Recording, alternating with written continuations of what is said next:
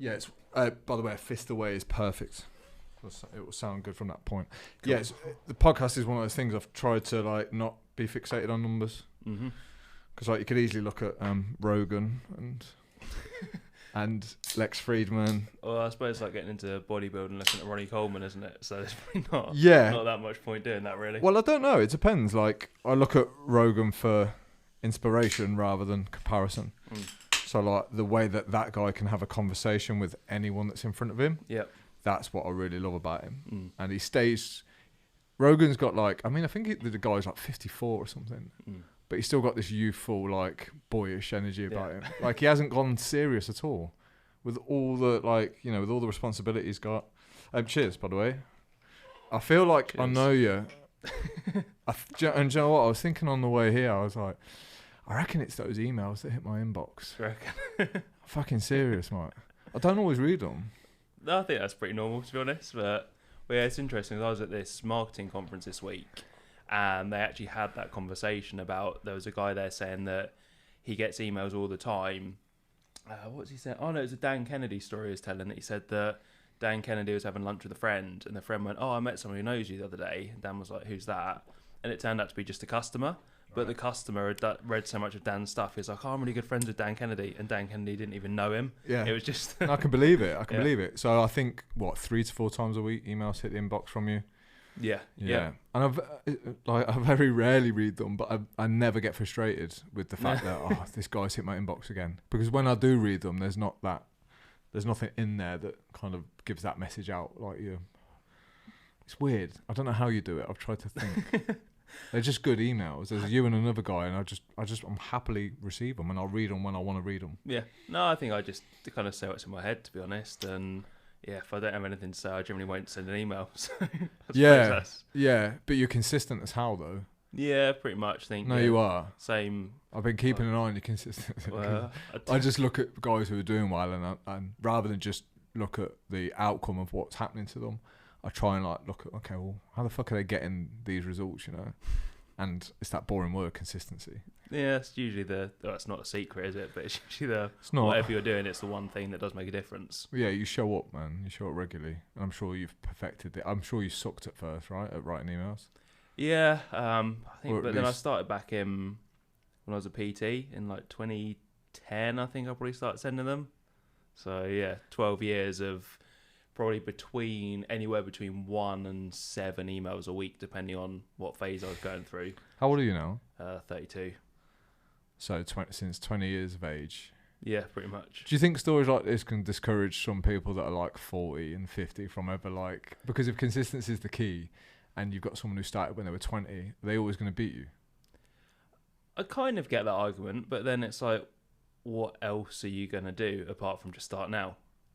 You can't go back. And I think it's the same with anything. Like if you're learning a new skill, then yeah, I always think that if you look at what people who are consistent also do and reverse engineer it, you can probably cut out a lot of the time they making mistakes as well. So. Yes, no, I agree. I think outside of the physical world, like there could be an argument that starting at 40 is better. Like you're smarter when you're 40 than when you're 20, right? Yeah. Oh, you're more aware of stuff around you, probably more emotionally intelligent as well. Well, depends on the person. But you like most people. You like to think so, right? Yeah. So perhaps the quality of like an email, for example, when you're writing it as a 40-year-old with life experience. What did you know when you were 20? Not that much, really. What were you teaching? So that was when I was doing in-person personal training. Yeah. So it would have been just to promote that, and I think I started off with. I had a feature called 5 for Friday. It was literally just 5 things on a Friday I'm going to email you about. So it might have been, here's a recipe, here's a blog I read, here's a tip. And then I think that probably expanded out to maybe 2 emails a week for a while. And then, yeah, I think it helped kind of being, to use the cliched phrase, in the trenches. And doing it to people every day just made writing content fairly easy. But yeah, they were pretty poor to start with. Yeah. And I think I literally just get every email address I had and added it to a mailing list. Yeah. I was like, by the way, if you don't want these, you can unsubscribe, which I'm pretty sure is not legal under GDPR, but... Not anymore. No. I don't get people that reply with like, will you stop emailing me? I'm like, there's a big fuck off and subscribe button. Yeah. I had one on Tuesday, it's quite funny. I don't get it. It's like they must be getting some reward from it, or it's just filling time. But it's bizarre. But yeah, people are people. So speaking about consistency and hard work, you're doing some pretty epic physical training and challenges right now. Should we dive into that, and you can tell me why on earth you're doing it? Yeah, that sounds right. Yeah, first, what are you doing? So the next challenge I've got is a 1,000-pound powerlifting total. So it's about 455 kilos, followed by a 100-mile run with a time cap of 24 hours for both of them. Okay. So start at 11 o'clock on the Saturday and got to finish by 11 o'clock on the Sunday. Okay, you didn't make this crazy stuff up though, right? This is... So this challenge, I as far as I know, I'm the first person to do it. Oh, that's cool. But I've been following quite a few people who do the hybrid style training. So they're lifting and running for, I suppose I've been into it about a year and a half, maybe. So yeah, I'm not the first person to design a weird challenge, but as far as I know, this is the first time anyone's done this specific challenge. You're looking fucking hench, bro. I've got to say. Appreciate that either you carved up big time at Wagamama's before you got here. We've been lifting some serious weights. Doing some pumping up before I... Yeah, because you do everything you're not supposed to, right? You lift heavy weights and you do endurance. Yeah, two opposite ends of the spectrum. Yeah, it works though. I don't care what people say. If you're strong, you're going to be better at everything. Yeah, I mean, I've found my strength has gone down very slightly since doing the endurance, but yeah, in terms of physique and performance, everything's got better from doing a lot more volume on both, really. Yeah. And there are downsides. I mean, I wouldn't say I get injured more now, but I certainly have to be more careful about injuries and stuff. But then that could also be age and getting a bit older. Trust me, it is. Trust me, it is. BJJ really pointed out all my weaknesses, my immobility, my age. It sucks, man. I'm serious. It's actually quite hard to deal with. Like, because you come up against guys that are 28, and I remember what I was like at 28. I was in tip top, like nothing but stubbornness. Like there was no real like recovery process. I didn't stretch or anything. Like I'd just go in like a warm up set for squats. Like, you know, if you're in a good, like if you're taking your time, you might do a set with the bar, and then you know you chuck on a 20 each side as another warm up. Now it's like 20 minutes mobility, movement, and all this. It's painfully different to when I was 28. When you're actually getting hit as well, so I'm just it's only me impacting the damage on myself, so I'd imagine that's even worse. The way I think about this though, like something's always going to hurt you. Like sitting on your ass doing nothing all day will fuck you up. Yeah. So like pick your poison. That's what I hate when people who don't train at all go, "Oh, isn't running bad for your knees?" You're like, yeah, but as you say, sitting on your ass doing nothing is also bad for your knees. So it's a legit argument, but it's easily squashed, man. Like it's a terrible thing to say, yeah.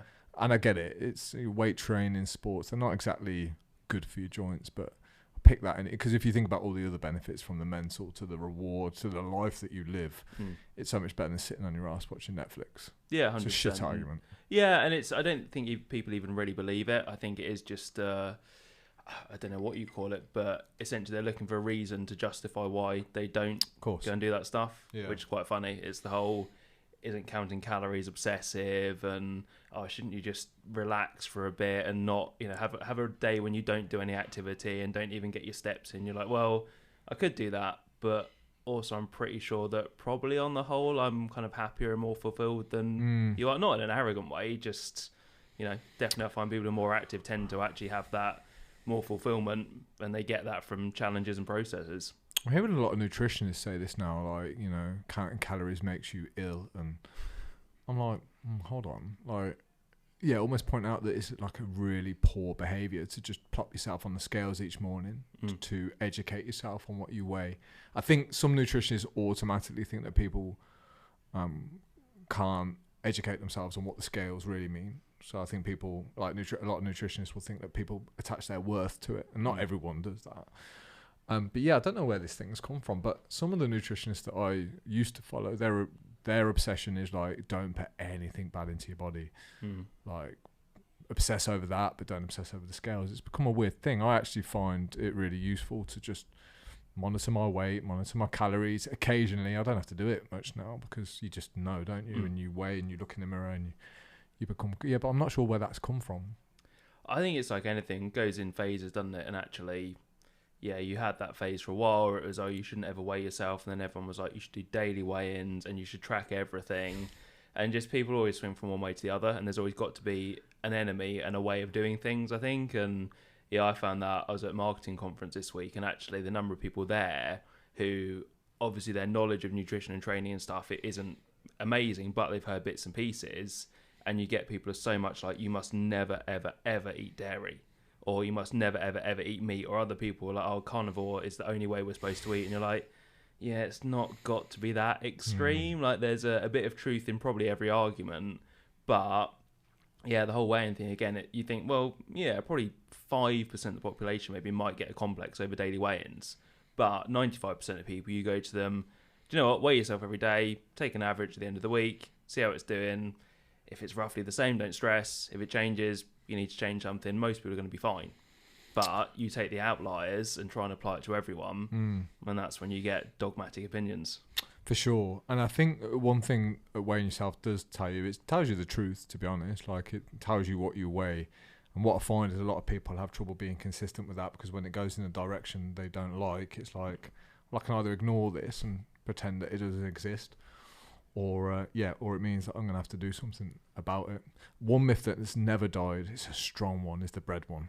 It's still not dying. I still have people say, can I eat bread? Or I think it's the bread that I've had that's still. Yeah. By smart people as well. I'm like, when's that one going to die? Well, it's that thing again. It often is the people who are very smart and intellectual actually fall for the biggest myths like that, I think. And I don't know why that is, but yeah, I think you hear it a lot as well. I obviously not so much in the fitness world anymore, but in the marketing world, you hear that a lot about different bits and pieces, as in, oh, you should never ever do this in a sale. And you're like, well, actually, most people don't think that anymore, but people still believe it because it's what they've been told. And if you get told it enough times, then I suppose you actually start to think that's got to be the truth, which it rarely is. You're one of these guys that strikes me from what I know about you. Like, you don't care too much for rules. Like, you'll follow your own principles, and I think some strong principles, but I think outside of that, you maybe just do what you feel is right. Or, yeah, I mean... Or educate yourself, perhaps, rather. Yeah, I suppose I was talking to someone the other day and we had the conversation. I said, well, actually, I'll follow rules if they make sense, or if the penalty for not following them is too big, which most rules that where there are big penalties, they kind of make sense as well. But yeah, I'm not massively into being told what to do, really. Which is, you work for yourself, right? Yeah, which is weird because I was really well behaved as a kid. So whether it's the backlash of that, and I was really shy and nervous and wouldn't put a foot out of line. So whether I've just give less of a crap about stuff now. Oh, for sure, man. I'm sure you go two ways after your upbringing. You either follow everything that was drilled into you, or you go, do you know what, fuck you. Yeah, I'm doing it this way. Which usually happens, the rebellious side, yeah. Yeah, I'm definitely more the latter now. Yeah. So, but you've done it in a healthy way, right? Like, it sounds like you've used it to create a pretty good life. Yeah, I mean, I think it's more about not just not following rules for the sake of it, but doing what you believe in a bit more, really. And if you can justify it, then I think actually you should put that out there, and it acts as a qualifier both in terms of business and just in general life, really. And I find that most people that I associate with also don't particularly enjoy rules. They like doing their own thing. They like being a bit controversial. You don't always have to spend time with people who are only like you, but actually, if you want to spend time with people who've got similar values, it's probably not a bad idea to put yourself out like that, in my opinion. Are they controversial, or are they just following what they believe and that doesn't fit the story that we are putting out there? I'm not too sure. I think most people I associate with now do tend to, I don't want to say a critical thinkers because that sounds a bit grandiose, but I've noticed now that people I spend more time with do think a lot more deeply about a lot of things.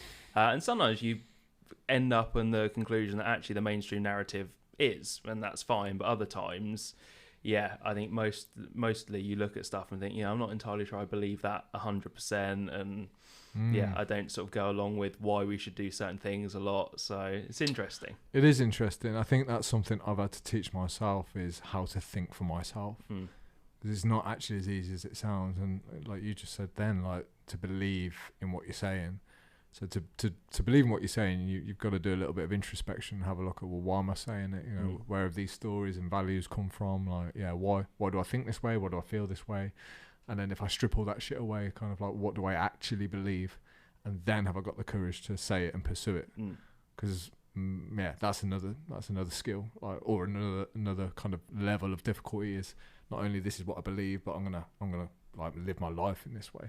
Yeah, and I think you should be able to explain why as well. Otherwise, you just seem to be holding a controversial opinion for the sake of holding a controversial opinion. Which some people do. Yeah, and you can see that a lot, certainly with the stuff some people put out, mostly on social media, because it's a bit safer for people to do it there than to do it in the real world, so to speak. But yeah, I think if you believe something sort of controversial or counter-narrative, it's good to be able to explain it, and also to know the arguments from the other side as well, because a lot of people don't, because they read one thing and then think, well, that must be true, and they don't understand the opposite arguments to it, which I think is quite interesting to do, like as an experiment, to go through and think, okay, actually, I'm going to try and argue this from the other side of what I believe.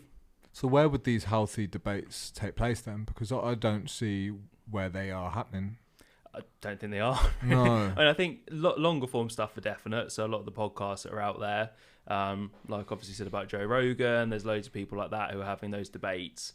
I think also in real life as well, I find that I have much more constructive conversations with people versus doing it online, really, because everyone online is a bit more wound up already. And I say this as someone who obviously makes a living writing, but it is much more difficult to get your tone and intonation and stuff across online, even if you're a good writer. Sure. And I think you often assume that people are coming into things with bad faith online as well, whereas in person, yeah, most people don't. Most people, I would say, if you're talking with someone who you like, there will be good faith there, and you'll either just agree to disagree, or you might change the other person's mind in sort of a much more productive way. So yeah, most of the time online, I don't tend to bother arguing against people. No, I think it's a complete waste of not only time but energy. It's draining. Yeah. I had a guest in here on Tuesday, and to be honest, I didn't really agree with much, but it was great to have that conversation. One, it did make me think,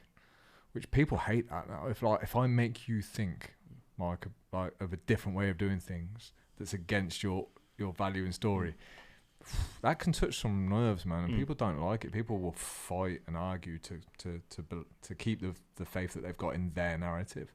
It's a lost art debate now. I don't think it really happens much. Not healthy debate. It's more about who's right, and yeah, trying to prove people wrong, which sucks really, because you lose a lot of good conversation. Yeah, and I think that's why online is often counterproductive, because actually the big thing I think for getting people to change their mind is likability. If you like someone, they present a different opinion, you're much more likely to change your mind to that opinion than if you're actually arguing with someone, because I think that creates backlash and then you don't want to believe it. Whereas I know that probably like a lot of people, and I'm not a mega fan of him, but when I first came across Jordan Peterson a few years ago, I didn't agree with a lot of what he said initially, but for me, he came across as quite a likable person. And I know that a lot of people will disagree with that, but I sort of found I vibed with him, and actually he did quite a lot to change some of my opinions on stuff. So there's things I definitely don't think the same as him on. And I don't think he's saying anything particularly special. I just think it's a multitude of factors that have given him the fame that he has. But it was that likability. I thought, actually, yeah, I quite like this guy. He's saying some different stuff. I'll give him the time to listen to what he's saying, and that actually ended up changing some opinions I had. So yeah, being likable seems to be a lot of a much bigger thing. Very true. Yeah, very true. What in particular did you change your mind about? Like, I was very anti-religion before that, and I would still describe myself as an atheist. Maybe I wouldn't actually, because I think atheism itself is almost a religion as well. People get as dogmatic about it. But I used to be very much, religion is stupid. Yeah, if you believe in religious stuff, then you must be not simple, but I used to think, it's just you've not looked at things strongly enough.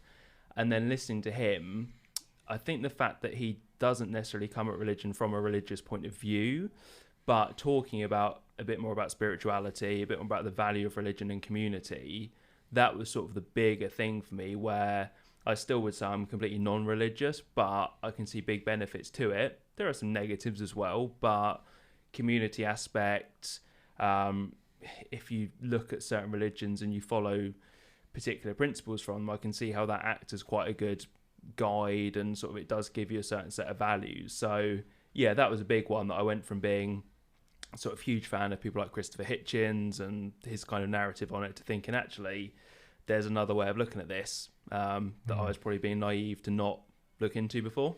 Have you read The God Delusion, Hawkins? I haven't, no. Yeah, that's interesting too. Yeah, Jordan Peterson never really spoke too much about religion until he got really ill, and kind of like I think he had some experiences perhaps that changed his mind too. Yep. So when he, I must admit, when he speaks, I do listen. I respect him a lot. I'm going to see him actually in September. Oh, nice. Yeah, I just love the way he can articulate himself. He's very smart. Same, I don't agree with everything, but most things. I think you entrust people, and like you say, you like them. So therefore, yeah, I will listen to them, and I will happily disagree, but I'll still respect them enough to sit here and listen. And even if the point that they're putting across isn't one that you agree with, just even maybe looking at how they articulate themselves and get it across, it's like there's other things to admire about people than that just their opinion and just their view on something. So sorry, we kind of like I jumped around the crazy physical. This happens like at the I'm happy, it's all good. Yeah, but I want to hear more about some of the previous crazy challenges that you've done, because I know you've done some crazy shit, and then I really want to know why the fuck you do them. Yeah. So most of it so far has been purely running. So I've kept up all the lifting, but yeah, I started the ultras I think I did my first official one in June last year, June 21. Yeah, because you were on the podcast with me online that we did, and I was really frustrated with myself because I mentioned that you'd done that event, but then I realised that you'd actually done really, really fucking well in it.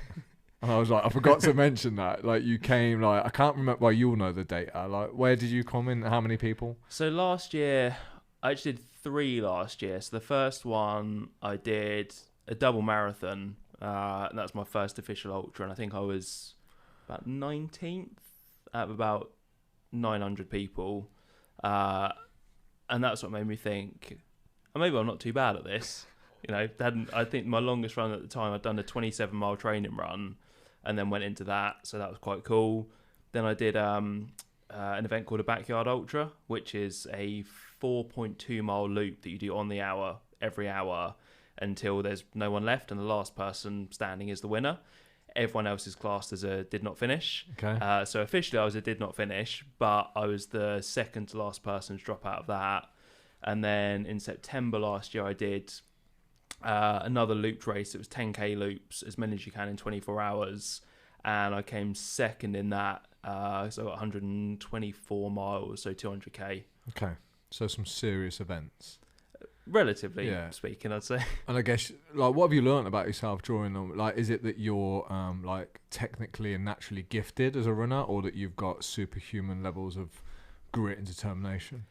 I think once you get to a certain fitness level, the fitness side of things doesn't massively matter, and once you get over a certain distance. So I think that most people, if they can run a marathon, could do an ultra. It's the head that stops them doing it. What's an ultra, back to back? Anything over marathon distance. Oh, anything over. Yeah, so typically ultras start at about 50k, which is 31 miles. Right. But really it's anything over a marathon. But yeah, also I think the difference between doing like a 100-mile run in 20 hours and 24 hours, that is 99.9% mental, because you can still run when you're tired, you can still run when you hurt. It's whether you're prepared to go through the discomfort of that. And I'm always careful that I think there's a difference between pain and discomfort, and I think that a lot of people glorify the pain and suffering, and actually it's not nice, but we're not talking about fighting a terminal illness or having chronic pain that you've had for years. It is you're voluntarily putting yourself in that position. So I think that wearing it like a badge of honor is a bit weird, but at the same time, I think it is the mental grit and determination that is the big factor. And not saying that as an expert, there are people who've got loads more than I have, but it's probably been the best thing I've done for character building, I'd say, probably ever, to be honest. That's interesting. You know that guy that beat you, where you like on the do not quit. Yeah. Why did you drop out when there was just 2 of you left? Like, it must have had to have been something pretty hard for you to go, right, I've come this far, I'm out. I think there were 2 reasons. The one is that the guy who invented that event, a guy called Lazarus Lake, his strong name. Yeah, it is. I think his real name is actually Gary, so it's not. You call yourself Lazarus Lake, mate. You got to back that up. Yeah, and if you were born with that name, there's some responsibility on your shoulders, kid. There is. Okay, yeah. But he says that you don't give up when you're done. You give up when you think you can't win. And the other guy was big guy. Is probably 6'2", 6'3", and probably about 18, 19 stone. Not quick, but just kept going and going and going, getting every single lap in about 57 minutes. Hold on. 6'2", 18, built or? Reasonably so, but you wouldn't look at him. You look at him and go, he's a big bloke. You wouldn't say he's fat, but you wouldn't say he's stacked either. So you don't think this is any like cardiovascular like freak? I mean, he was obviously very fit. I think he was ex-military as well. Okay, so mindset again. Yeah, talking to his wife, she said he just won't quit. Like, the only way he'll finish this is if he's timed out of a lap. Did you hear that before you dropped? No, afterwards. Yeah, that's the kind of thing you don't want to hear, yeah. But it was sort of thinking that, yeah, I think he's probably got it. And actually, in hindsight, you look back and go, he was sort of slow in every lap. I was coming in a few minutes quicker, so probably could have got it. And also that I stopped at 24 hours, which with that format is exactly 100 miles. And that'd be my goal going into it. Yeah. And so you always tell yourself, well, that's my goal, but I'll do a bit more if I can. But mentally, you just switch off when you hit your goal. So there's pros and cons to it, because it hurt a lot from about hour 19. So having that 100-mile goal keeps you going for another 5 hours. But once you get there, you just think, it's 6 o'clock in the evening now. I could be home by 8. Could have a pizza, in bed, showered. So I know which one I'd rather do. Yeah. For it. Yeah, that's really interesting, isn't it? It's like, did you go away thinking, "Fuck me, I've done amazingly well today," like to come second, or did you go home thinking, I could have done another lap, I could have done another hour, I could have done more? I think the first 24 hours, because it was a lot further than I'd done. The previous biggest distance I'd done was that double marathon, so it was almost double again of doing that. So the first 24 hours, I didn't really have any thoughts whatsoever. It was just pretty painful, really. Then I was happy for about a day, and then they released the entries for the next year's event. And then I realised, actually, yeah, you left a bit out there on the course, really. So you're going to have to go back there next year and do it again. So, yeah, I spent most of last year thinking, I wish I'd just pushed it a bit harder, because actually another 3 or 4 hours I'd have probably done it. Whereas as it is, I've got to go back again now this year and do it. So where does this, like, do you consider this healthy? Like, because you've said it's the best thing that you've ever done character building. So I'd love to know, like, why that is. But, like, does that come at the sacrifice of perhaps your body? I think it does to a degree. But like we said earlier, it is pros and cons. Sure. I mean, injury-wise, I think anyone who trains seriously will most of the time have some sort of something they've got to work around, and that's certainly been the same with the running. But then it was the same as that when I was taking lifting a bit more seriously before that. So swings and roundabouts, I don't think that it's anything worse necessarily. Mentally, I'd say for me there aren't really any downsides, to be honest. In terms of training schedule, I know that actually compared to a lot of ultra runners, I don't train as much as they do. So it doesn't have a huge impact on my life. Even on a super busy training week, it's probably 9 hours of running at the very most, which isn't massive in my opinion when you consider how much time people waste on other stuff. So I don't think there've really been that many downsides. I think in terms of, is it healthy? I don't see myself as obsessive about it, although I know a lot of people in the space who are. And I think you do get quite a high proportion of people who've got some sort of trauma or they've been through some mental health issues, and rather than turn to drink or drugs or other stuff, they've turned to running, which, to be fair, is probably healthier than turning to drink and drugs anyway. Pick your poison again, yeah. Yeah, but I think if you've got an addictive personality, it could become very, very addictive to the detriment of your health.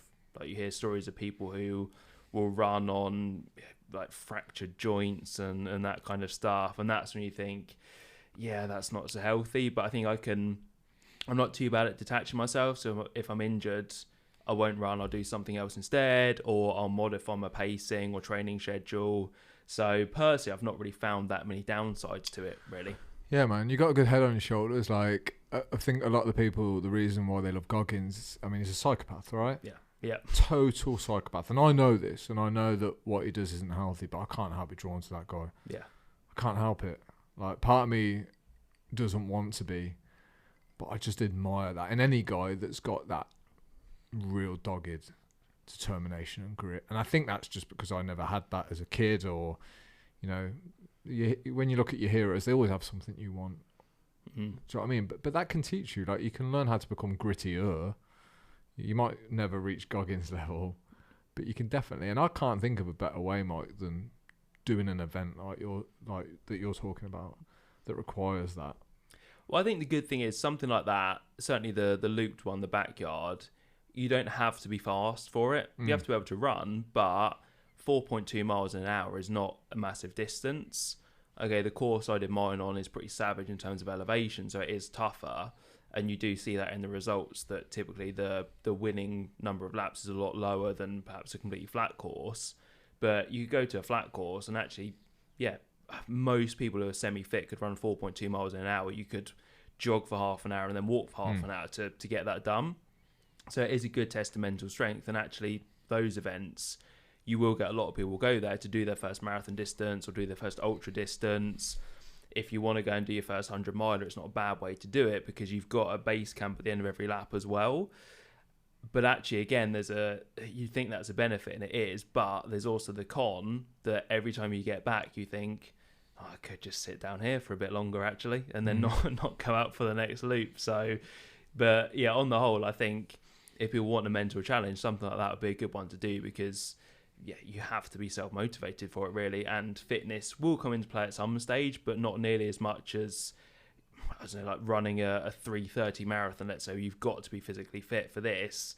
If you're a bit fit, you can grind your way through it, I guess. Do you notice the negotiation and battle that goes on in your head? Do you pay attention, or do you just block it out and just say, I'm doing this, I'm doing this, I'm doing this? More the latter one. Again, not that I'm an expert in it at all, and not that, I mean, there are loads of people better than me at that, but certainly thinking this is just my job for the next however long it is a good thing, and thinking it's like that idea that I'm going to do this, so you can either do it and hate every minute of it, or do it and kind of try and block it out, really, which is the approach I tend to take. A lot of people like to try and be really present and think about, I'm out in nature and that kind of stuff. That doesn't really work for me. I just have to think more so, think of the positives, but at the same time think about kind of how I felt last year, that I feel really bad now, but actually in a day I'm going to feel okay. Do you want to feel okay and pleased that you gave it absolutely everything, or do you want to be thinking, yeah, I could have pushed for a bit longer, because actually it's not that bad, really?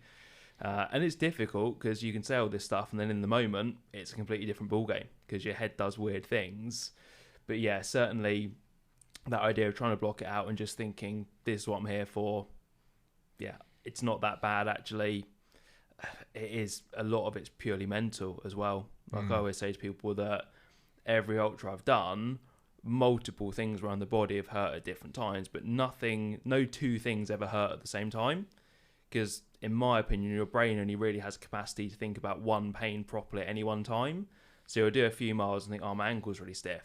Then all of a sudden you'll be thinking, oh, my hip's really stiff now, but ankle feels fine, actually. So you do think, is that pain actually there, or is it just the brain going, okay, we're going to focus on this for a bit now? So it's fascinating. I don't know the answer to that, but I guess that's a long-winded way of saying, yeah, I think it's very, very mental, really.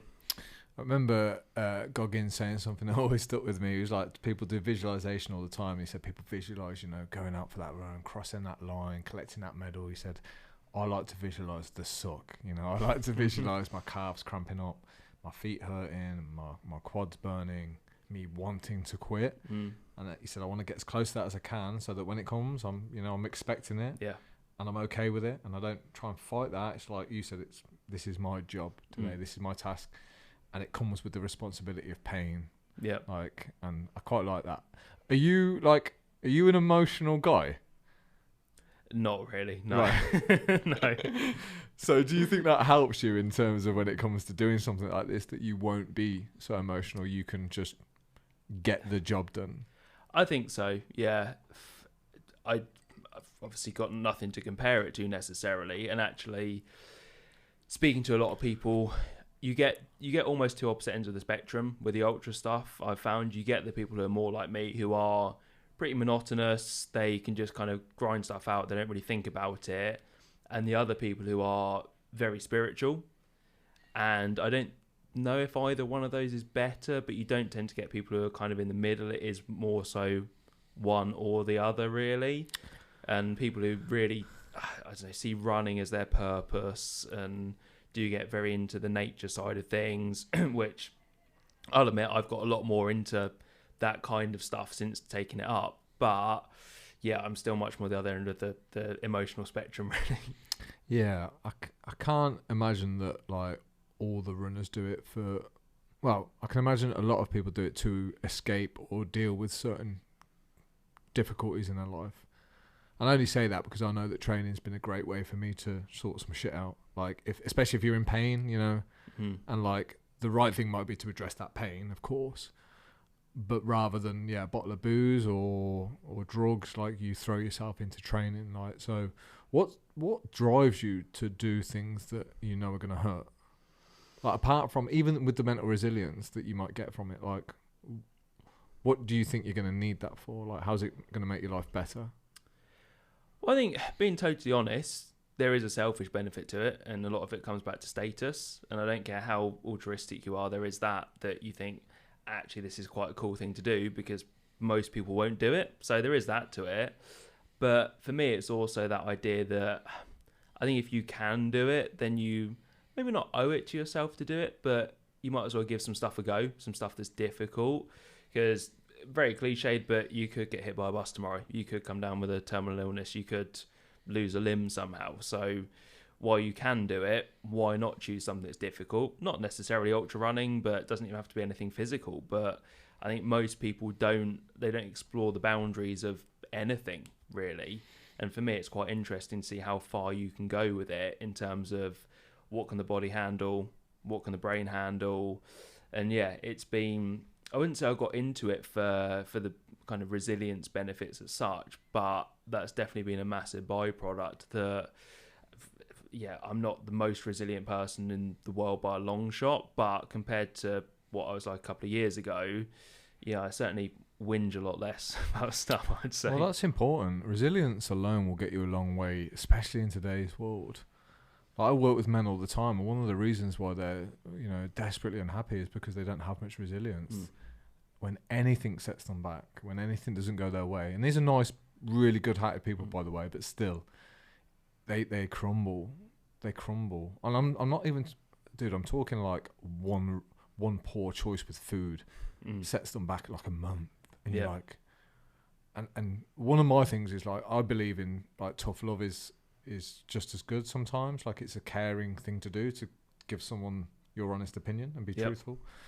So I like to tell people, I'm like, unless you learn how to be more resilient, you're always going to live this really fucking small, fearful life that means that you can't take on any challenges. Not only you can't, you won't, because you don't believe you've got anything about you. Like, we've got to start winning at some stuff, man. We've got to start getting better at something. Like, that has to be slightly hard. Yeah. It's like, if you want courage, right? How do you get courage? Well, step in front of something that scares you. How do you get tougher? Well, let's put you in a fucking position where you need to be a bit tougher. So you can't have those things without doing the miles, without lifting the weights, without writing the emails. It just doesn't fucking exist. Yeah, and I certainly think that, again, a lot of people will say about how society's got softer and things like kids' sports days, they often don't have winners and losers anymore. And I don't know if that's everything to do with it, but I certainly think that people do seem to think that stuff shouldn't be difficult anymore. Like, you should just be able to afford a house while still having your foreign holidays every year and your car on a payment plan and all the clothes you want and stuff. And yeah, if you can work hard and have that, amazing. But at the same time, it's, I'm obviously, I don't know what older generations were like, but you look back at parents and parents and stuff, and they seemed to just accept that actually life was going to be more difficult than a lot of the people that I speak to now.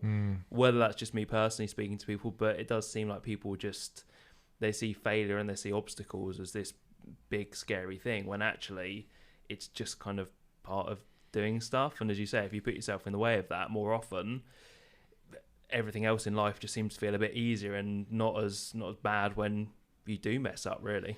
Yeah, we were speaking about sports day, interestingly enough, with Ryan, who was in before you, and we were talking about, because it's hard to see, like we said, it's hard to see the fat kid at the back in the 100 meters who's going to lose. Like, it's hard to watch that. Like, I get emotionally invested in that, and I'm like, I'm willing that kid on.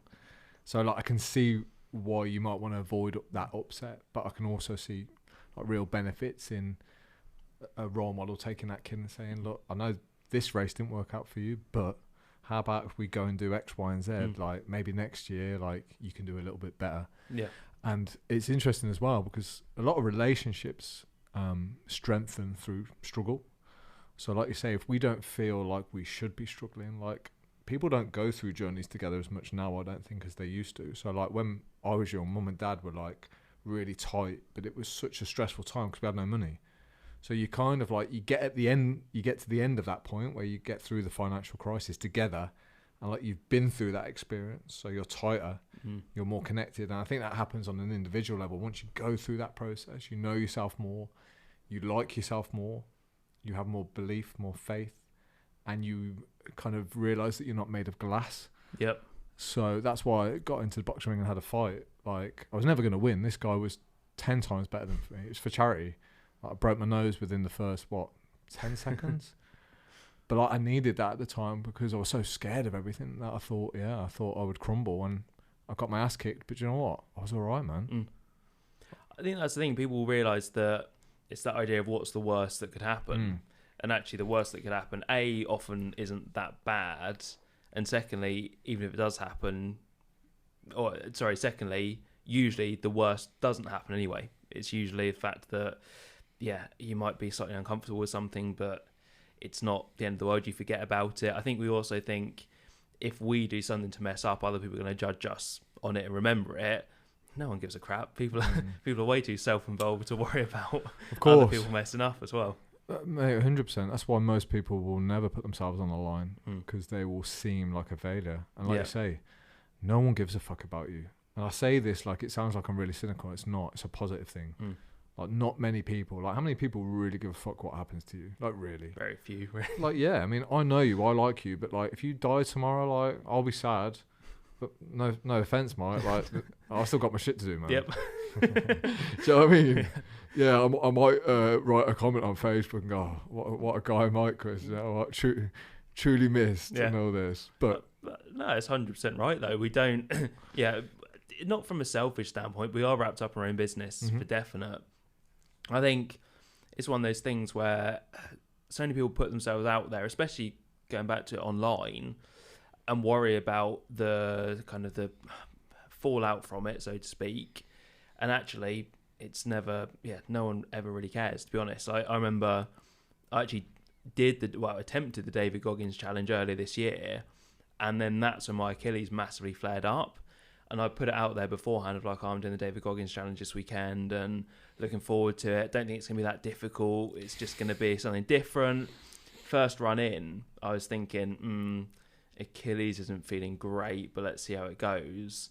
Second one, it was just jarring pains all up my leg, kind of the nerves were tingling, and I was thinking, it's probably the smart decision to not do this. I've got this next ultra in 4 weeks. But almost ashamedly, the main thing I was thinking was, I've put it out there online that I'm going to do this. What are people going to think if I then say I've not done it? Do I just not say anything? And you think, but people don't give a shit. No like, a few people would think it's cool that you're doing it. Most people don't care. After you've sort of said, this has happened, people care even less than they did at you doing it in the first place. I was like, okay, actually, I'm not going to be a dick and just push through so I can say to social media I've done it. And it's bad because you shouldn't think like that, but that's often where our thought process goes to. And you just got to think, actually, who do I care about impressing, or who do I care about liking me? Well, it's family, it's close friends, maybe it's mentors who you really respect, but outside of that, yeah, no one is really that bothered about how you do.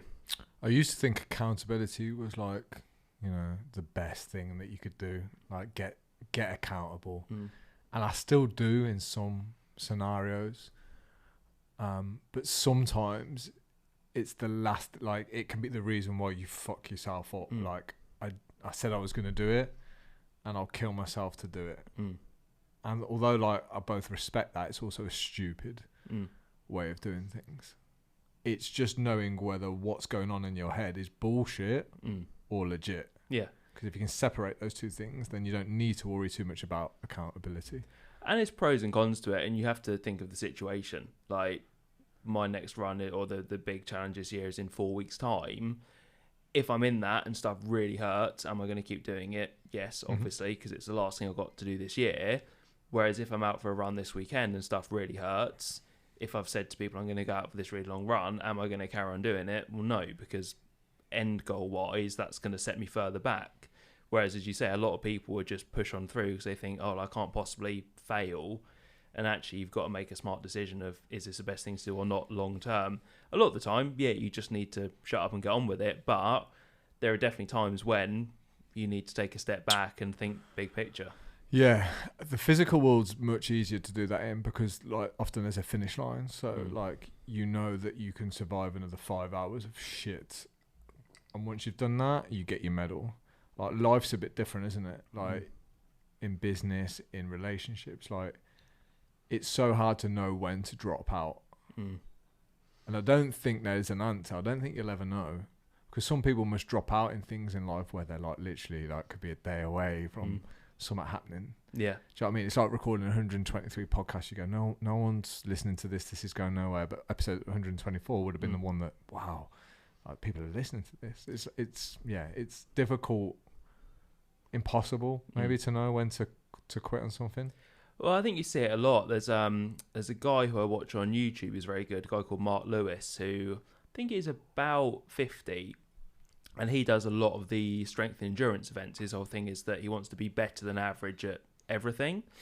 And I think he's had his YouTube channel for about 4 or 5 years. I started watching him probably 18 months ago, and he had about 4,000 or 5,000 subscribers and was putting out at least a couple of videos every single week. And over the last year and a bit, it's just crept up and up and up very slowly. Then he did a video about trying to maintain Kipchoge's 2-hour marathon pace on a treadmill.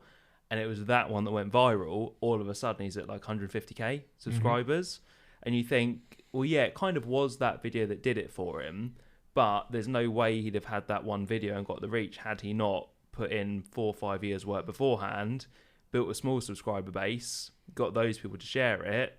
And yeah, as you say, he could have given up a week before doing that and thought, can't be bothered with this one. No one's going to watch it. As it is, I believe now he makes his living as a full-time YouTuber. Wow. But I guess he's talented, right? He puts out very good videos. Yeah. See, that's the difference. Like, you also have to be aware of whether what you're doing is any good. Yeah. Because some people think that work rate alone is going to get them what they want, and sometimes people are really not good at what they do. Yeah. And that's also like, how do you get to that level where you're like, okay, I've done 100 podcasts, and I'm all right at podcasting, but I'm never going to be. And it's not beating yourself up. It's sometimes just knowing who you are. I think knowing your level as well, knowing where you want to get to, and having realistic expectations. Sure, but what are they as well? Well, that's difficult to know, isn't it? Yeah, or maybe impossible to know. I mean, if you said to me, set a realistic goal, but one that stretches you, oh, fucking hell, Mike. Like, what does that mean? Yeah, it's tough. So I suppose for what I do day to day, which now is mostly coaching other copywriters, you kind of see that as well, that some people say, I want to be the next Clayton Makepeace or Paris Lampropoulos and getting paid like 50, 60k for a sales letter. And you think, unfortunately, you're just not going to get to that level because they've worked incredibly hard, but they've also got a natural talent. And if you keep trying to get to that level, you're going to be perpetually disappointed. Do you say that? I'll be honest with people. Yeah. Well, that's good mentorship, I think. Yeah. And at the same time, I think that actually you'll get a lot of people who say, oh, I'm struggling to get clients at the moment, and I'm doing loads and loads and loads of outreach. Well, how much practice are you doing? Well, I've got a few clients and I'm writing for them. But yeah, but how much practice are you doing outside of that? Oh, well, I read quite. Yeah, but how much practice are you doing? Well, I'm not really doing any practice outside of that. Okay, well, do you think that, I don't know, my football knowledge isn't that great. I don't follow it anymore. But do you think, Cristiano Ronaldo is out there and he only ever turns up and does matches? Well, no, he's out there on the training pitch. He probably does more than the rest of his teammates every single week because he kind of knows he's got to. And he actually does. That 10,000 hour rule of like practice, you got to be careful with that too, because you can practice like poor form. Yeah. You practice poor writing. You can practice doing everything the wrong way. That's another thing you've got to check out. Like, is my quality of practice actually getting me better? Hence, like mentors and coaching, like they can say. So my mentor in writing was brilliant. She was like, "Look, Alex, I hate to tell you this, but you're never going to be the best writer. You're never going to be a Hemingway. So stop trying." Yeah. She said, "What you can do is become a much better Alex. Like you can get your voice, and even if that's in simple language, like that's what we're going to work on." So I guess that theory can come back to anything, right? Like improve the individual, like the inside game. Yeah, finding your level for sure. For me, I'm never going to be a top copywriter either because mostly I just don't have the persistence to practice that much. I don't like doing long form sales. That's enough to do that. But I know that I'm pretty good at taking people from not earning money in copy to earning sort of 5 to 10 grand a month. So if you come to me and say, I want to earn 30 grand a month as a copywriter, I'm not going to take you on because that's not what I do. So I think having a bit of an experiment and just knowing enough of a few different bits and pieces to see where you fit into that, then yeah, sort of becoming the best version of you, like you say, sounds a bit cheesy, but it's kind of true. It does sound cheesy, but it is fucking true. Yeah. But I guess you stretch yourself really hard in the physical world then. Like you've got that in your life, haven't you? Because we want to test ourselves, don't we? Oh, 100%, yeah. Yeah, and I guess that you're saying like in business and career, like you're cool with where you're at, right? But physically you're like, well, I don't know my limits, so I'm going to go and find out. Yeah, it's all about new challenges for me. Certainly, I guess in my 20s, it was much more about how much can I grow the business. Got to a certain level and thought, I don't really want to work any harder or any more. I don't want a bigger operation. I don't want to do more marketing. I don't want a team and that kind of stuff. But I personally needed more of a challenge. And that's when, whether I don't think I consciously sought it out, but maybe it was subconsciously, sort of came across the ultra running and stuff and just thought, yeah, that's sort of the next level. So I've got the business to here. I don't want to move it up anymore, but let's go sideways, something else. Let's keep the business where it is. Let's find a new challenge. And I'm sure that maybe when I get to late 30s, there might be something else. I think, okay, the fitness is at that level. Let's keep that there. Let's see if we can maintain business and fitness, go and find something else to do. I don't know. That may not happen, but I'm kind of predicting that it might do. Yeah, I was really going to pick your brains hard on like why you would do these events. But I think sometimes there are just like real deep values and traits inside you that mean you can't do anything but stretch yourself. Like it's in you. So it's not necessarily more about why, it's just that, yeah, well, I can't not push myself, Alex, because it's who I am. It's what I want to do. So I think we can spend less time questioning our actions and more time just going off like what's nourishing us and what's giving us the growth and the experience in life. I'd agree with that. There's certainly, well, as you probably guess, there's no deep, meaningful why to it necessarily.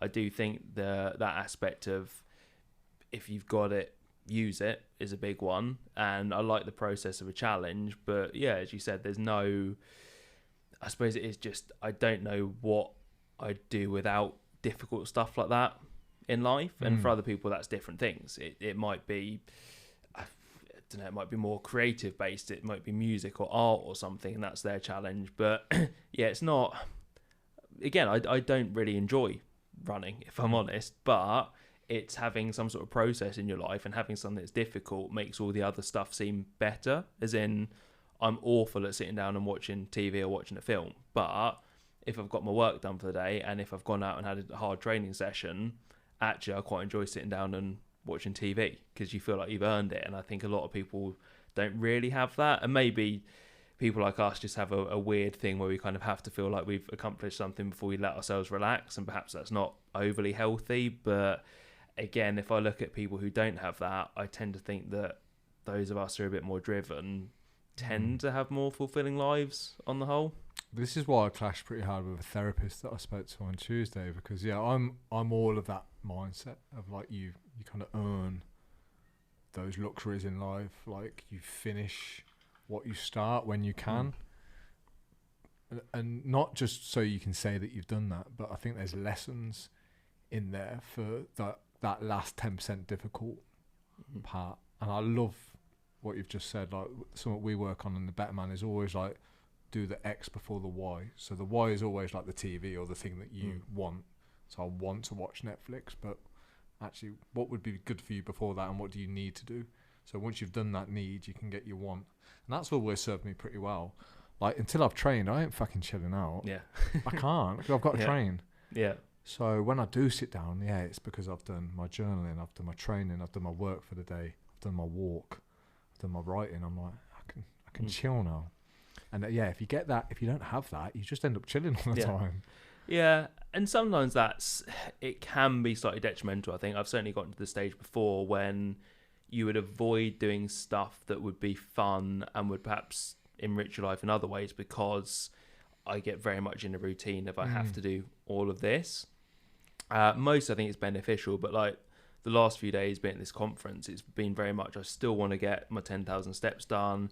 I still want to get my work stuff done, even if it's kind of minimal level of work. I still want to clear emails each morning. I still want to check in with people. I still want to make sure that anyone who's paying me money is fine, essentially. And I know that a few years ago I'd have gone, right, I also need to get my exact training schedule in these days. Now I've lightened up a bit and I don't mind doing that. I've had a couple of days off and I'm just going to do a bit extra at the weekend.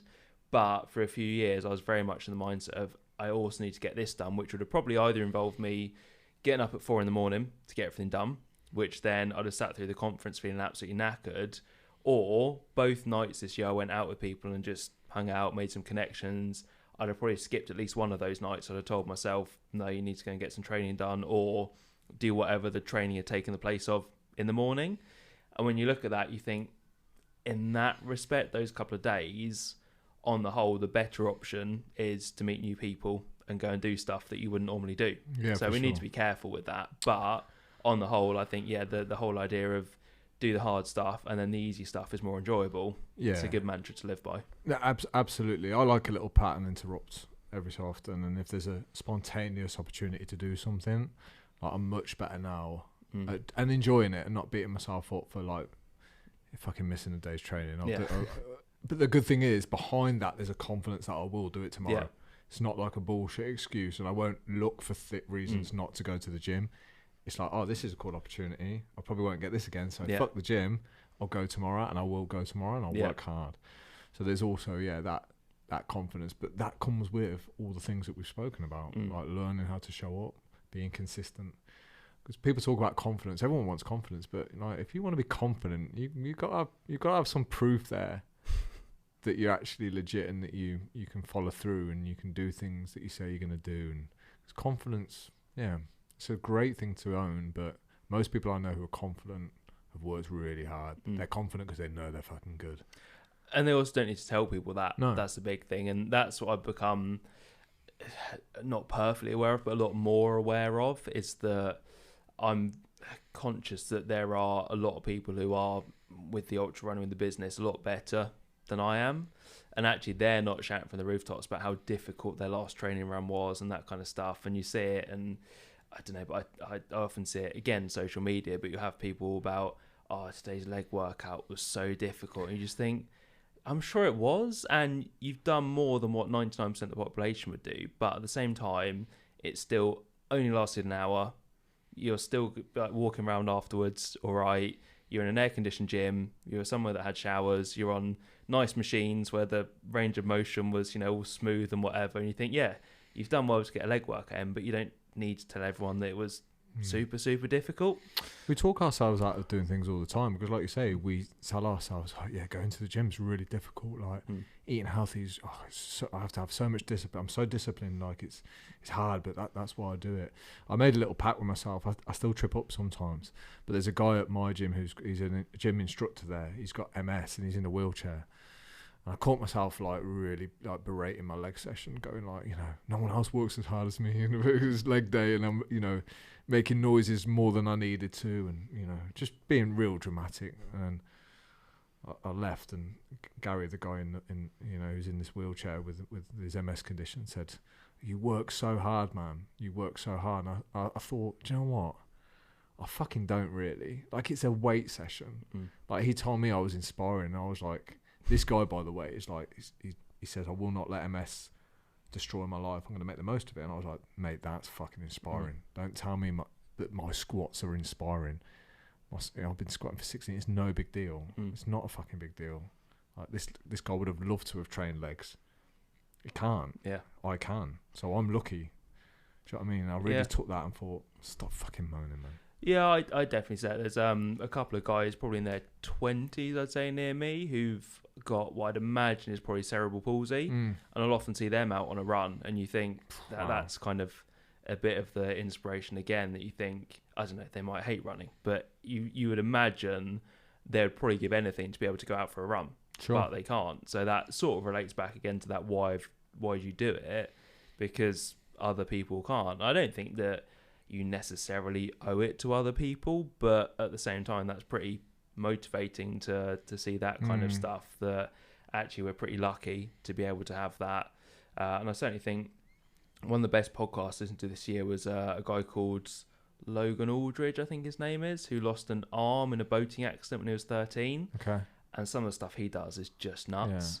So he's got a single arm clean and jerk of 225 pounds.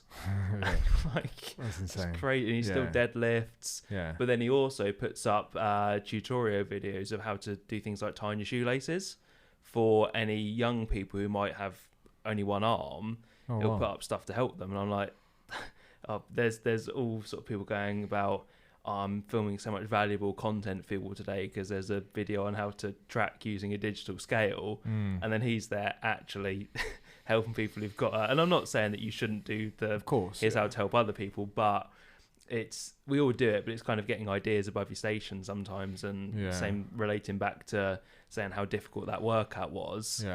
Look at it in the grand scheme of things, most of the stuff we do, we choose to do it. Of course. So, of course. And I'm starting to find so much motivation, or rather inspiration, to come from the charity work like you are doing as well. It's like, it kind of squashes the need or desire to want to complain. So I'm just hooked up with, it's called Ollie's. So she died when she was, I think, 6, maybe a bit younger. I can't remember. I should remember. But it's basically for kids between 0 and 18 who've got life-threatening conditions. And like, when you're putting yourself on the line, that like you're not gonna stop. You can't moan about your legs aching when you're doing it for a kid who may or may not see 18.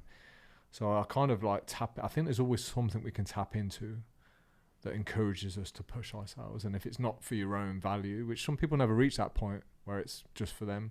So I think you have to maybe look outside of yourself at that point and go, okay, well, if I'm not going to do it for myself, is there a family and children that I could, be a good role model to? And if I haven't got that, like, can I help other people outside of my own little world? Because I know my own depression came when, like, the world revolved around me.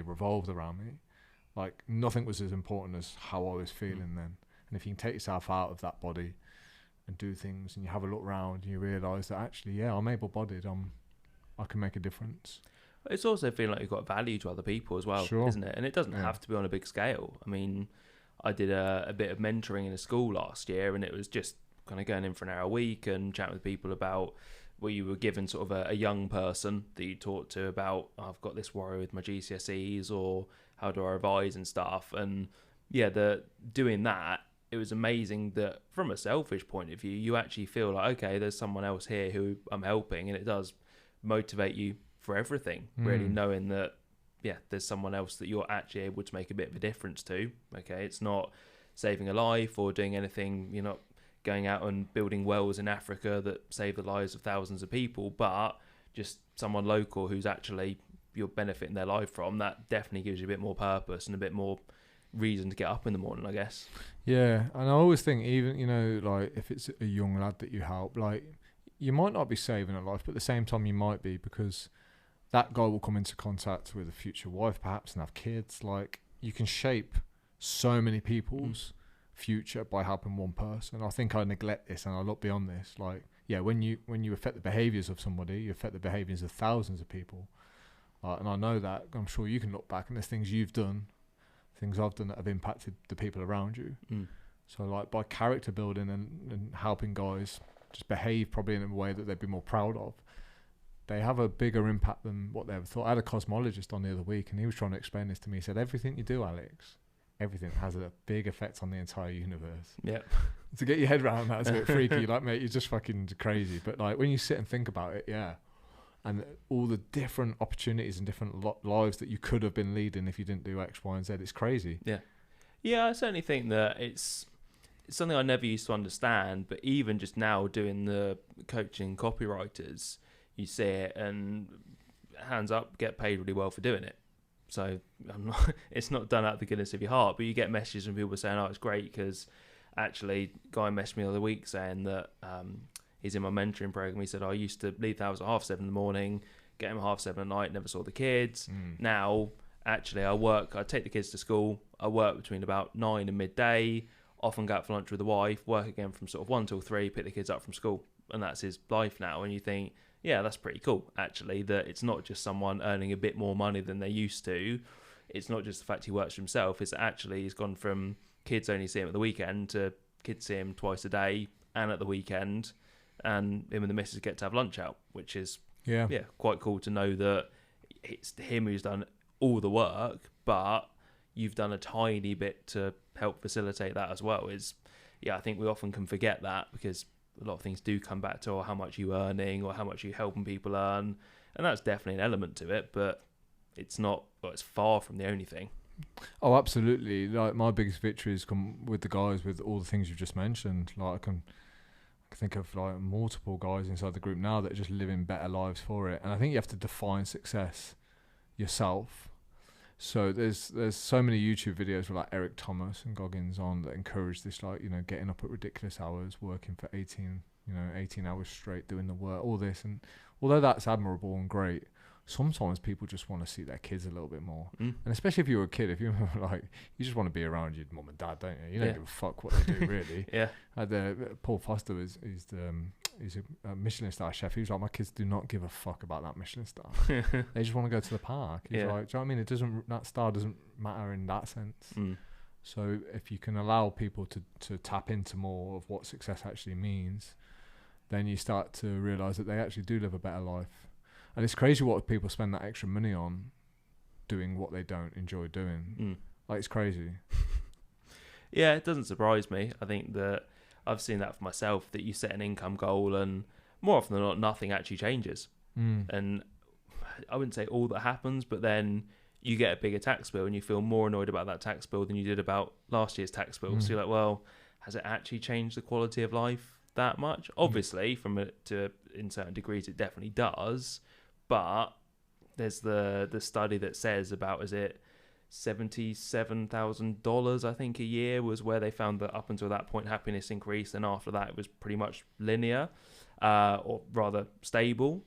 And I can certainly see that would definitely be the case for a lot of people. If that extra money does come with increased responsibilities, increased stress, increased time away from the house, I don't think it has to come with that, but if it does, it's like, well, when you look at Maslow's hierarchy of needs, once you've met the basic ones, the rest of it, you look at how that pyramid goes, it's not actually doesn't make up that much. No, it doesn't. You're right. I mean, what do you do with that extra 10k when you've got pretty much all of your needs met? So you probably get the nicer car that now, like you say, requires so much more money to fuel. It is insane. And if you're doing what you love, maybe it's not as big a deal, but when you work harder at a job that you really do not enjoy, for the pay rise, for the extra 10k, it's like that. Just you're trading time, which is the most important thing, I believe. And that's why I think that saying about sort of building the business for 10 years and then going on a parallel route and trying to build that up, I think a lot of people try and just go vertically their whole life. And I wonder if maybe for a lot of people that's not the best thing to do, because you just run into more challenges, you lose the love of something. Whereas if you build something to a point and then go, right, going to maintain that now, onto something else, try and build that up, maintain it, something else. For me, and it might just be my personality type and the fact I get bored quite easily, that seems to be, it's got a lot more satisfaction than just building one thing up and up and up. And it almost certainly is personality type. I mean, I did a personality test a while ago about whether you were more of a starter or more of a finisher. So whether you're more like a big ideas person, you love to start a project, get it out there, but then you're like, oh, can't be bothered to optimize that, someone else can do that. Or whether you prefer to pick up something and sort of tweak bits and pieces and test it and stuff. And I was basically all starter. So I'm really good at a big idea, launching it out there and then going, well, we could run Facebook ads for that, but not really that fussed about doing it. That's me, man. So I think if you are that personality type, actually doing something, achieving it, either then going, right, that's done, I'm shifting it to the side, or I'm going to maintain that where it is, move on to a new challenge, you're probably going to be happier doing that than pursuing the same career for 40 years or trying to build a business to like 7 figures, 8 figures, whatever it is. That's exactly why I stopped that ridiculous idea of building $1 million business, because I was like, okay, well, this is going to require 10 years of me. Yeah, no, I'll get bored. I'd rather do something else. So what do you have plans? Like, do you sit there and think about the future? Like, do you know what's next for you? Do you know what your next adventure is outside of all these crazy challenges? Or do you just roll each day and then something comes along and says, Mike, it's time to think about something else? I'd say I think about a year into the future at most. Okay. I remember actually it came up the other day on my Facebook memories that I think it was about 4 years ago I did a post, and it was something like in 2010 I was convinced I wanted to be a really busy gym personal trainer, did that, then kind of by 2012 I'd done it, and then I was convinced that the real thing I wanted was to have my own gym and studio. Then that came along, and the next big thing I knew that I definitely wanted was to be a really successful online coach. It was basically every 2 years I'd look back and thought I was so certain that what I was shooting for was the exact thing I wanted, and then I either got there or got pretty close to it and thought, actually, I don't really like this. Not don't like it, but this isn't as good as I thought it would be. Sure. So now I don't really set any goals at all, really. It's just if I make a bit more money without having to do much more work or any more work that really drains me, I'm happy. Or if I'm earning the same amount of money and I'm enjoying stuff more, or I have more free time and flexibility, then that's pretty much, I'm happy with that, really. So I have no real aspirations in copywriting anymore outside of just keeping things where they are. And I think next challenge will probably be business-wise moving a bit more into real estate, just because that interests me. I've done a bit of it. And it's something different from copy as well. But I also know that I'm not going to want to build a big property empire for that exact reason I just said, because I'd probably start doing it, get bored, and then want to move to something else. So yeah, I've basically given up on setting goals of more than 12 months in advance. Yeah, same. It's quite refreshing, actually. It's quite liberating to do that. Yeah. I know it can be smart to have a 5-year plan, but I've done those before and they never fucking work out the way I thought they would. Like, I mean, you'll find little pieces of paper from like 10 years ago of like where I wanted my life to be. And I'm like, yeah, shit happens. Like shit, yeah, things come up. So yeah, I think that's more, you sound like you really know yourself well. Like I don't know whether you've ever sat back and contemplated your levels of self-awareness, but they seem to be pretty in tune, much further ahead of what most people's might be. I think it's just trial and error, and yeah, doing enough stuff to know that actually I'm not a details person. It's weird because I can sort of dial into a project and get very focused on that, so I'm not easily distracted in that sense. But from a big picture standpoint, I don't like doing anything for too long. So I'm sort of polar opposite on those two things. But yeah, I've never kind of deliberately tried to work out personality type outside of a few really basic tests, but I just know my limitations, know what excites me and what doesn't, and I have to kind of pull myself back in sometimes. So again, like at this conference this week, you had people talking about a guy who'd made sort of what makes a couple of $1 million a year writing video sales letters. Someone else talking about the supplement brand they'd built to 8 figures a year. And you start thinking, oh, that sounds really cool and I'd love to do that. And then you think, yeah, but that's also not really me, because as great as the positives of it sound, you kind of can't have just the positives. You have to take the negatives as well. And I was listening to a guy the other day talking about Tiger Woods and saying about a lot of people look at Tiger Woods and go, I'd love to be as successful as him at sports. But you look at what he had to do to get there and his relationship with his dad, and it's like, you can't just have the success, you have to have that bit as well. So realizing a lot of people look at stuff and think, I'd love to have that, and don't think of the negatives. And I try and think of the negatives first. Yeah, that's a smart move. So, and actually most stuff you realize, I wouldn't really want to do that. No, absolutely. It's where I go straight to now, the sacrifices. Yeah, you're right. Like Tiger Woods had a real tough upbringing, man. So like, you can look at, he was an amazing golfer. I think by the time he was like 3, he could swing a club like fucking really, like he could smash a ball down the middle of the drive like at 3. But he got there because his dad made him do shit that like a kid doesn't have a choice where he wants to do that.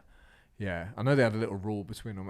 It must have been the same podcast that we listened to. Maybe it was Stephen Bartlett, Diary of a CEO, maybe on there. I think it was Chris Williams from Modern Wisdom. I heard it on. Yeah, yes, it was. He was on Joe Rogan. That's my. That was probably one. Yeah. Yeah, and he brought it up there. Yeah, saying like, if you knew that, like, would you still want the success? So I'm like you. I go, right, this guy's minted. He's got a great lifestyle. But let me have a look at what he actually has to do, and then straight away I'm like, nah, I'm out. Yeah, straight away I'm out. Yeah, it's not for me. So what charity is the £1,000 weightlifting challenge? Like, what charity is driving you to do this? Doing it for Macmillan, just because I think they do a lot of good stuff, basically. My mum had cancer back in 2013. They're really good with that. So I know a lot of people who the charities helped as well. Just seemed a good one to go to. I mean, pretty much everyone knows someone who's been affected by cancer, don't they? So how's the fundraising going? Yeah, it's decent. We're up to about 1,200 quid so far. I think last year I raised about $3,000.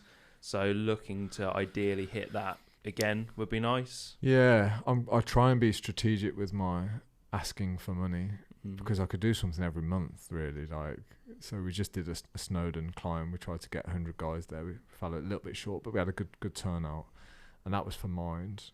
And so I try and space them out about 12 months. Yeah. So I'm going to wait. And then the thing is, you have to do something more and more ridiculous each time. Like, people like to see you suffer.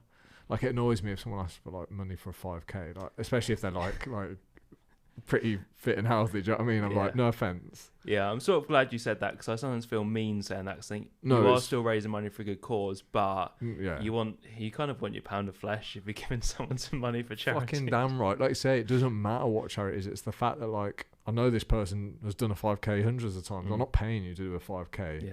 Like, put a 0 on the end, run 50, and now we're talking. Do you know what I mean? Like, but that's what I mean. You have got to do something worthy of people getting their money out and saying, here you go. Yeah. Like, that's why that boxing match, people paid for the tickets, and we gave that money because people were going to see me get battered. So they, like you say, they knew there was going to be blood, and there was. It was great, but that's what you want. Yeah. Like, when you do those events, like, you're going to suffer, dude. Like, you're going to hurt. Yeah. So for that, I will give you the money. Like, it's good. But that's cool, man. I'll do we'll end on a traditional better man question, if that's cool. I like this question because it makes people think. What do you need to work on next in order to become a better man? Probably quite a lot of things. You're the first person that said that. Well, I think it's true. I know, it's so cool. But most people sit there and go, oh. And I'm like, I could give you a fucking list. I'd still say, despite the fact I'm a lot better at it, not taking criticism quite so personally, which I guess is common, but going by that mantra that I do fully believe of, you should only take criticism from someone you'd also take advice from. Yes. But I think in the heat of the moment, it's quite easy to take criticism personally. And actually, running Facebook ads has been a brilliant way to get better at that. But yeah, I'd say that I think nailing that would be pretty big. So that'd be my thing. I'm surprised that you let that affect you so much. I didn't think you'd be the kind of guy that would. Do you think it just pisses you off, or does it touch on some kind of nerve that is close to truth? I think it's when, probably like some of what we said today, people don't see the behind the scenes stuff, and when people lump you into a bracket of this guy just wants to take people's money and is scamming people. I think because I've fallen prey to those kind of scams, not a lot in the past, but like everyone, you buy into stuff that turns out to be a load of shit. Is that criticism though, or is that people just it's being probably really judgment, really, isn't it? Yeah. So they're not like personally attacking you, No. though, right? No. So yeah, I suppose in that respect, if there's stuff that, if there is a grain of truth in it, that can be difficult sometimes. Damn sure. Yeah. We did a drill in the big office behind there where there's 10 of us guys, and we know each other really well. So we trust each other, we like each other, we respect each other's opinion. So like you say, advice-wise, yeah, we'd listen. So when it was time to come to criticism, we'd listen too. And we went around the room, like we all had to list our own, what we thought were weaknesses or areas to grow into, strengths, or, you know, something that we thought we were accomplished at. And then we all had to kind of like zone in on what we thought that put. So like 9 guys saying what they think Mike Samuel's weaknesses, and they know you well. But you could only bite your lip and say thank you. You couldn't defend yourself, even if it was bullshit and you knew it was bullshit. You just had to sit and take it. But the ones that hurt the most were closest to the truth. So one of the lads said, "Alex, I just want to, you know, I don't think you practice what you preach as much as you make out." And I went, "Okay," because it was straight away. But then I sat back and thought, "Yeah, do you know what? You're right. It hurt." Yeah. But I left that room so much better for it. Oh, I can imagine that's pretty powerful exercise. It was amazing. You've got to be okay with it because it does hurt. And you, like I say, you can't say a fucking thing. So you can't be too sensitive about it. You've just got to, it's more about, you know, the guys want the best for you. So if you did that with people that you didn't know or like you thought might have agenda, there could be some tear-ups in that room. Oh, I can imagine. Yeah. Sure. But it was fun. Because I left and it made me level up straight away. I think that's the thing, is that I've taken criticism like that from friends on an individual basis before, and had that exact same reaction. The first bit was like, "Oh, okay, right," and you're sort of silently seething slightly, and then you think, "Yeah, actually, it's that's pretty much true." So, but like I said, there's probably a lot of things that I could say, but I think that would be one thing for sure. But I think everyone could probably do with taking criticism a bit better as well, right? Sure. And it depends, man. Like if I just say, "Mike, you got a minute? You know that copyright stuff? I don't think it's that good. You could do this, you could do that," and you could be like, "Well, I didn't fucking ask." Do you know what I mean? So criticism, I think, if you invite it, like you say, and choose who you, then you've got to be okay with the truth. Yeah. Like don't invite feedback if you're not prepared to hear it. So that's something I'm working on too. It's hard, but it does direct me towards what I need to work on. There's a great book called Insight. I don't know if you've read it. It's basically what we think about ourselves and then what we think other people think about us, how skewed and way off we can be. Yeah. So like I might think you think I'm a stand-up legit guy, but really you think I'm a bit of a dick. Like it can be that varied. We all know this, right? Yeah.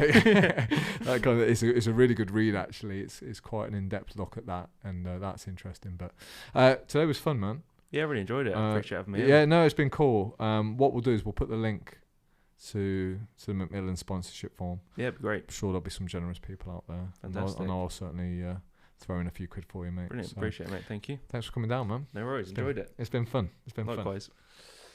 Cheers, dude.